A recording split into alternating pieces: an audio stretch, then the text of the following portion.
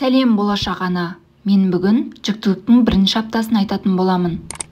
Каналыма тіркеліп, лайк басуды ұмытпайық. Жүктіліктің бірінші аптасында ұрықталған жұмыртқа клеткасы бөлінеді де, кейде егіз, кейде үшеу болады.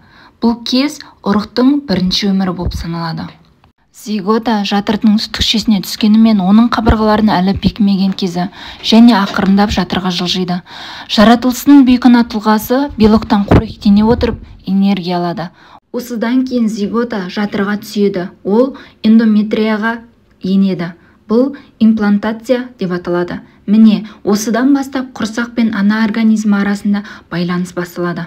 Бұл аптада әйел адам ағзасы барлық лас нәрседен тазаланып, жатырдың ескі қабаттары жаңарады, яғни сәби көтеруге толық дайындалады. Жүктіліктің алғашқы аптасында ешқандай ерекше белгі білінбейді. Жүктіліктің бірінші аптасынан бастап әйел өзінің тамақтануына көп көңіл бөле бастау керек. Белоктар, витаминдер, минералдарды қалыпты өлшеммен қабылдауға және уақытында тамақтануға даярлану қажет. Жүкті әйелдің тамағының құрамында жеміс-жидектер мен көкөністер көп болуы қажет. Бұл уақытта ішімдік, темекі, кофеин секілді зиянды нәрселерден барынша аулақ болған жөн.